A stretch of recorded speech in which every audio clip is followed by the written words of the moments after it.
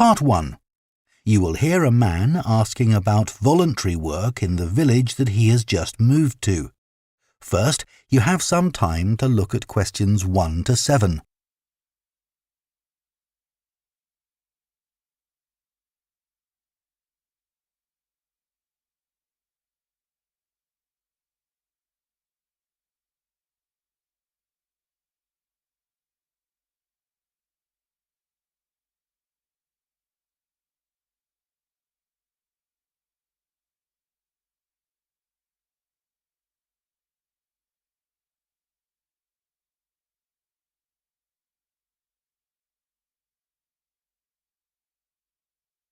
Now listen carefully and answer questions 1 to 7.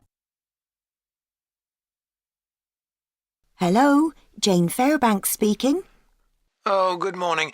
My name's Frank Pritchard. I've just retired and moved to Southo.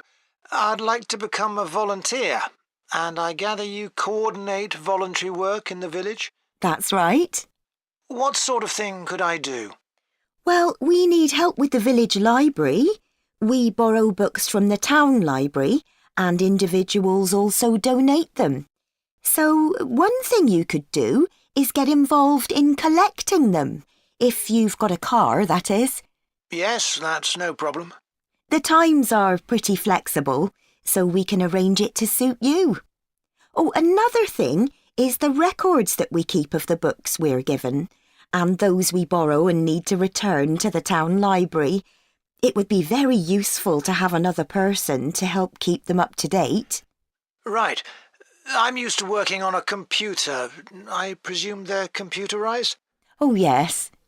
Is the library purpose-built? I haven't noticed it when I've walked around the village. No, we simply have the use of a room in the village hall. The West Room. It's on the left as you go in. Oh, I must go and have a look inside the hall. Yes, it's a nice building. Do you run a lunch club in the village for elderly people? I know a lot of places do. Yes, we have a very successful club. I could help with transport, if that's of any use. Oh, definitely. People come to the club from neighbouring villages, and we're always in need of more drivers. And does the club have groups that focus on a particular hobby too? I could get involved in one or two, particularly if there are any art groups.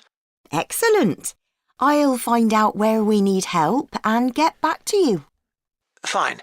What about help for individual residents? Do you arrange that at all? Yes, we do it as a one-off. Oh, in fact, there's Mrs. Carroll. She needs a lift to the hospital next week, and we're struggling to find someone. When's her appointment? On Tuesday. It would take the whole morning. I could do that? Oh, that would be great. Thank you. And also next week, we're arranging to have some work done to Mr. Salisbury's house before he moves, as he isn't healthy enough to do it himself. We've got some people to decorate his kitchen, but if you could do some weeding in his garden, that would be wonderful. OK, I'd enjoy that. And presumably the day and time are flexible? Oh, yes. Just say when would suit you best, and we'll let Mr. Salisbury know. Good. Before you hear the rest of the conversation, you have some time to look at questions 8 to 10.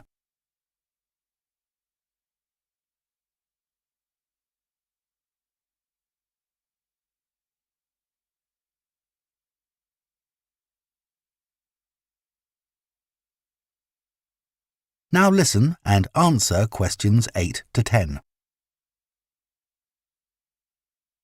The Volunteers Group also organises monthly social events, which is a great way to meet other people, of course. Uh-huh. So next month, on the 19th of October, we're holding a quiz. A couple of residents are great at planning unusual ones, and we always fill the village hall. That sounds like fun. Can I do anything to help?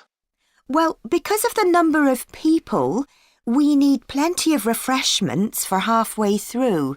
So if you could provide any, we'd be grateful. I'm sure I could. I'll think about what to make and let you know. Thank you. Then on November the 18th, we're holding a dance, also in the village hall. We've booked a band that specialises in music of the 1930s. They've been before, and we've had a lot of requests to bring them back. I'm not really a dancer, but I'd like to do something to help. Well, we sell tickets in advance, and having an extra person to check them at the door as people arrive would be good. It can be quite a bottleneck if everyone arrives at once. OK, I'm happy with that. We're also arranging a New Year's Eve party. We're expecting that to be a really big event, so instead of the village hall, it'll be held in the Mountfort Hotel. The... Mountfort. Mountfort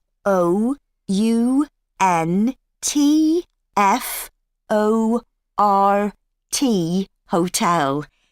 It isn't in Southo itself, but it's only a couple of miles away. The hotel will be providing dinner, and we've booked a band. The one thing we haven't got yet is a poster. That isn't something you could do by any chance, is it? Well, actually, yes. Before I retired, I was a graphic designer, so that's right up my street. Oh, perfect. I'll give you the details, and then perhaps you could send me a draft? Of course. That is the end of Part 1. You now have half a minute to check your answers to Part 1. Part 2. You will hear a guide at a tourist attraction called Oniton Hall talking to a group of visitors. First, you have some time to look at questions 11 to 14.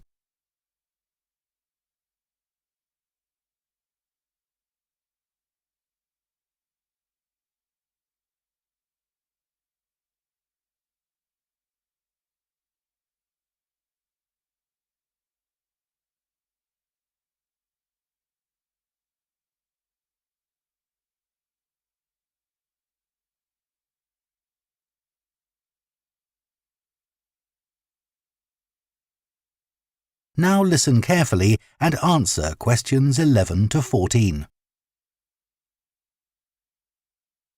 Good morning and welcome to Oniton Hall, one of the largest estates in the area. My name's Nick and I'm one of the guides. I'll give you a brief introduction to the estate while you're sitting down, and then we'll walk round. The estate consists of the house, gardens, parkland and farm, and it dates back to the 14th century. The original house was replaced in the late 17th century, and of course it has had a large number of owners. Almost all of them have left their mark, generally by adding new rooms, like the ballroom and conservatory, or by demolishing others. The farm looks much as it's always done, although the current owner has done a great deal of work to the flower beds. In the 17th century, the estate was owned by a very wealthy man called Sir Edward Downes. His intention was to escape from the world of politics after years as an active politician, and to build a new house worthy of his big collection of books, paintings and sculptures. He broke off contact with his former political allies and hosted meetings of creative and literary people, like painters and poets. Unusually for his time, he didn't care whether his guests were rich or poor, as long as they had talent. Big houses like Oniton had dozens of servants until the 1920s or 30s, and we've tried to show what their working lives were like. Photographs, of course, don't give much of an idea, so instead, as you go round the house, you'll see volunteers dressed up as 19th century servants going about their work. They'll explain what they're doing and tell you their recipes, or what tools they're using. We've just introduced this feature to replace the audio guide we used to have available. I see there are a number of children here with you today. Well, we have several activities specially for children, like dressing up in the sorts of clothes that children wore in the past. And as it's a fine day, some of you will probably want to play in the adventure playground. Our latest addition is child-sized tractors that you can drive around the grounds. Before you hear the rest of the talk, you have some time to look at questions 15 to 20.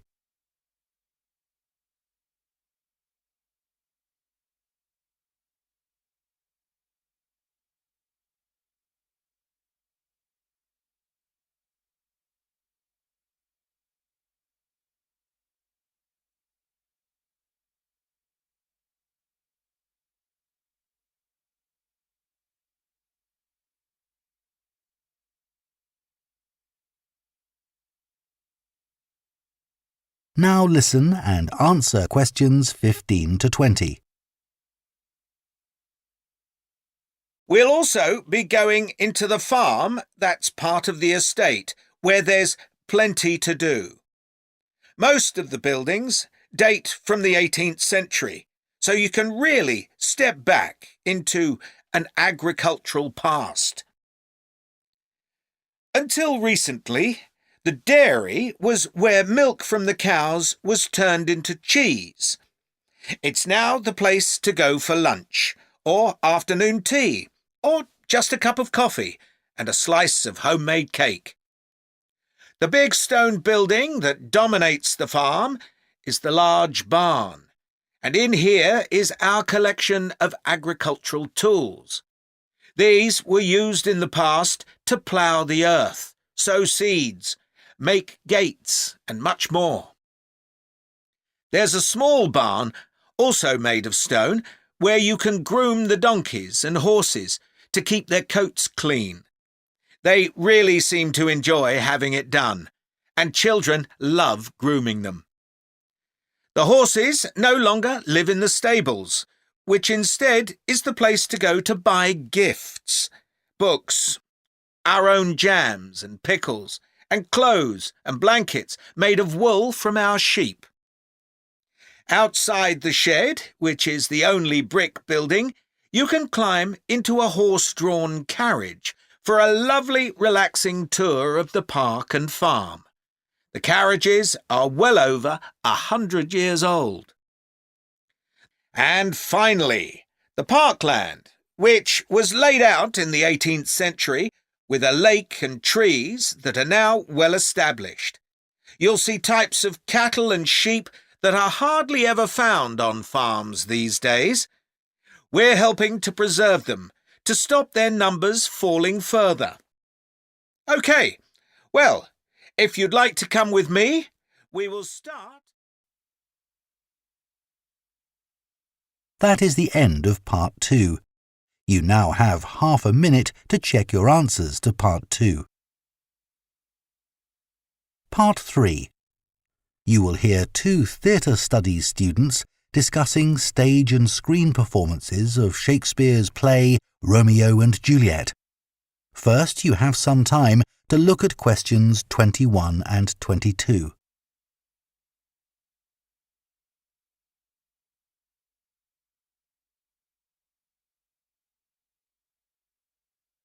Now listen carefully and answer questions 21 and 22. Did you make notes while you were watching the performances of Romeo and Juliet, Gemma? Yes, I did. I found it quite hard, though. I kept getting too involved in the play. Me too. I ended up not taking notes. I wrote down my impressions when I got home. Do you mind if I check a few things with you, in case I've missed anything? And I've also got some questions about our assignment. No, it's good to talk things through. I may have missed things too. OK, great. So, first of all, I'm not sure how much information we should include in our reviews. Right. Well, I don't think we need to describe what happens, especially as Romeo and Juliet is one of Shakespeare's most well-known plays. Yeah, everyone knows the story. In an essay, we'd focus on the poetry and Shakespeare's use of imagery, etc. But that isn't really relevant in a review. We're supposed to focus on how effective this particular production is. We should say what made it a success or a failure. And part of that means talking about the emotional impact the performance had on us. I think that's important. Yes, and we should definitely mention how well the director handled important bits of the play, like when Romeo climbs onto Juliet's balcony. And the fight between Mercutio and Tybalt. Yes.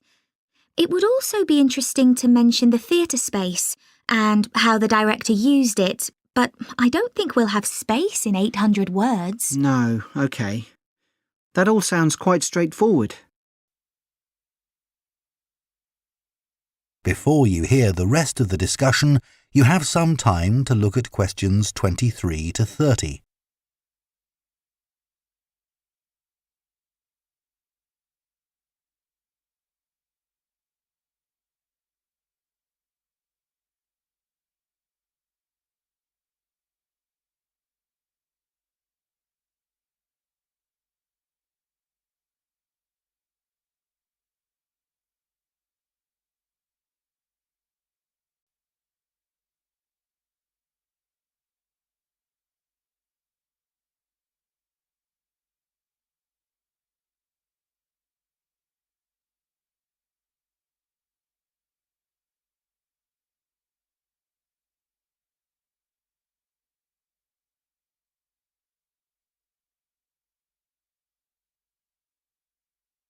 Now listen and answer questions 23 to 30. So, what about the Emporium Theatre's production of the play? I thought some things worked really well, but there were some problems too. Yeah. What about the set, for example? I think it was visually really stunning. I'd say that was probably the most memorable thing about this production. You're right. The set design was really amazing. But actually, I have seen similar ideas used in other productions. What about the lighting? Some of the scenes were so dimly lit it was quite hard to see. I didn't dislike it. It helped to change the mood of the quieter scenes. That's a good point. What did you think of the costumes? I was a bit surprised by the contemporary dress, I must say. Yeah, I think it worked well, but I'd assumed it would be more conventional. Me too. I liked the music at the beginning, and I thought the musicians were brilliant, but I thought they were wasted because the music didn't have much impact in Acts 2 and 3. Yes, that was a shame. One problem with this production was that the actors didn't deliver the lines that well. They were speaking too fast. It was a problem, I agree. But I thought it was because they weren't speaking loudly enough, especially at key points in the play. I actually didn't have a problem with that. It's been an interesting experience watching different versions of Romeo and Juliet, hasn't it? Definitely. It's made me realise how relevant the play still is. Right. I mean, a lot's changed since Shakespeare's time, but in many ways, nothing's changed. There are always disagreements and tension between teenagers and their parents. Yes, that's something all young people can relate to, more than the violence and the extreme emotions in the play. How did you find watching it in translation? Really interesting. I expected to find it more challenging, but I could follow the story pretty well. I stopped worrying about not being able to understand all the words and focused on the actors' expressions. The ending's pretty powerful. Yes, that somehow intensified the emotion for me. Did you know Shakespeare's been translated into more languages than any other writer? What's the reason for his international appeal, do you think? I was reading that it's because his plays are about basic themes that people everywhere are familiar with. Yeah, and they can also be understood on different levels. The characters have such depth. Right, which allows directors to experiment and find new angles. That's really important because... That is the end of Part 3. You now have half a minute to check your answers to Part 3. Part 4. You will hear a lecturer on a languages course talking about the impact of digital technology on Icelandic, the native language of Iceland.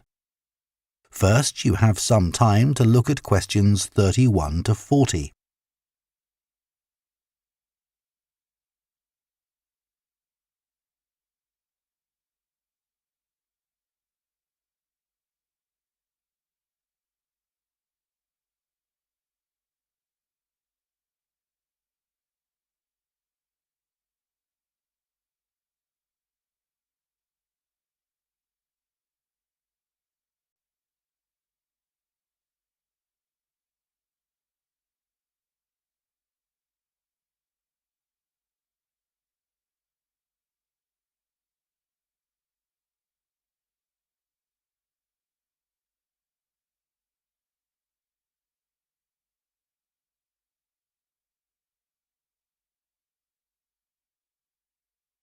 Now listen carefully and answer questions 31 to 40.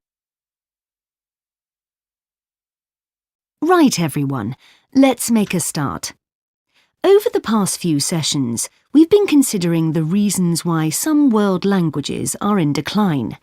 And today I'm going to introduce another factor that affects languages and the speakers of those languages, and that's technology, and in particular, digital technology. In order to illustrate its effect, I'm going to focus on the Icelandic language, which is spoken by around 321,000 people, most of whom live in Iceland, an island in the North Atlantic Ocean. The problem for this language is not the number of speakers, even though this number is small, nor is it about losing words to other languages, such as English. In fact, the vocabulary of Icelandic is continually increasing, because when speakers need a new word for something, they tend to create one, rather than borrowing from another language. All this makes Icelandic quite a special language. It's changed very little in the past millennium, yet it can handle 21st century concepts related to the use of computers and digital technology. Take, for example, the word for web browser. This is vafri in Icelandic, which comes from the verb to wander. I can't think of a more appropriate term because that's exactly what you do mentally when you browse the internet. Then there's an Icelandic word for podcast, which is too hard to pronounce, and so on. Icelandic, then, is alive and growing, but, and it's a big but, young Icelanders spend a great deal of time in the digital world, and this world is predominantly English. Think about smartphones. They didn't even exist until comparatively recently, but today young people use them all the time to read books, watch TV or films, play games, listen to music and so on. Obviously, this is a good thing in many respects because it promotes their bilingual skills. But the extent of the influence of English in the virtual world is staggering, and it's all happening really fast. For their parents and grandparents, the change is less concerning because they already have their native speaker skills in Icelandic. But for young speakers, well, the outcome is a little troubling. For example, teachers have found that playground conversations in Icelandic secondary schools can be conducted entirely in English, while teachers of much younger children have reported situations where their classes find it easier to say what is in a picture using English rather than Icelandic. The very real and worrying consequence of all this is that the young generation in Iceland is at risk of losing its mother tongue.